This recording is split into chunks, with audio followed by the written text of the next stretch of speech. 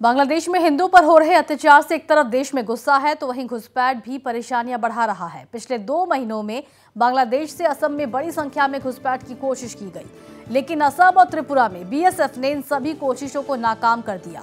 मुख्यमंत्री हेमंत बिश्व शर्मा ने आज कैबिनेट की बैठक के बाद ये जानकारी दी। उन्होंने कहा, आधार कार्ड को लेकर सरकार और सख्त होने जा रही है। आधार कार्ड की जांच की जिम्मेदारी अतिरिक्त आयुक्त की होगी और उसके बाद ही सरकार के पोर्टल में उपलब्ध होगा। जल्द ही इस संबंध में सर्किल अधिकारी को एसओपी जारी कर दी जाएगी। जुआ दुमाहर परा असम आरु त्रिपुरात যথেষ্ট সংখ্যক বাংলাদেশী নাগৰিকক बीएसएफ असम पुलिस और त्रिपुरा पुलिसे ग्रेप्तार करिছে। बांग्लादेशर পৰা অহা অনুপ্ৰৱেশকাৰী আমাৰ বাবে এটা চিন্তনীয় বিষয় হৈ আহিছে আৰু তাৰ পৰিপ্ৰেক্ষিতত ৰাজ্যত সেকেন্ড লাইন ডিফেন্স হিচাপে অসম পুলিচে যি কাম কৰি আছে তাক আমি আৰু অধিক শক্তিশালী কৰি बीएसएफर লগত এটা কোঅৰ্ডিনেশ্যন লৈ পেলাই বাংলাদেশৰ পৰা যাতে অনুপ্ৰৱেশকাৰী ভাৰতত সোমাব নোৱাৰে তাৰ কাৰণে আমি আৰু অধিক প্ৰচেষ্টা ল'ব বিচাৰিছো। এই শৃংখলাৰ এটা পৰ্যায় হিচাপে অসমত আধাৰ কাৰ্ড প্ৰদান কৰাৰ ব্যৱস্থাটো আজি কেবিনেটে খুব কঠোৰ কটকটীয়া কৰাৰ বাবে সিদ্ধান্ত গ্ৰহণ কৰিছে।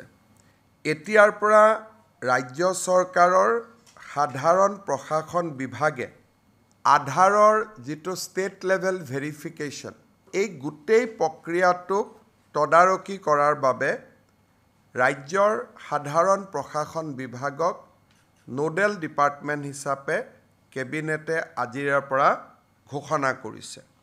ইয়াৰ উপৰিও প্ৰত্যেকখন জিলা পৰ্যায়ত এজন এডিশনেল ডেপুটি কমিশনাৰক আধাৰ এনৰোলমেণ্ট ভেৰিফিকেশ্যন অৰ্থাৎ কোনোবাই আধাৰৰ বিচাৰিলে তেওঁক প্ৰপাৰ ভেৰিফিকেশ্যন কৰা হৈছে নে নাই সেই গোটেই প্ৰক্ৰিয়াটো তদাৰক কৰাৰ কাৰণে জিলা আয়ুক্তই এজন অতিৰিক্ত জিলা আয়ুক্তক দায়িত্ব প্ৰদান কৰিব।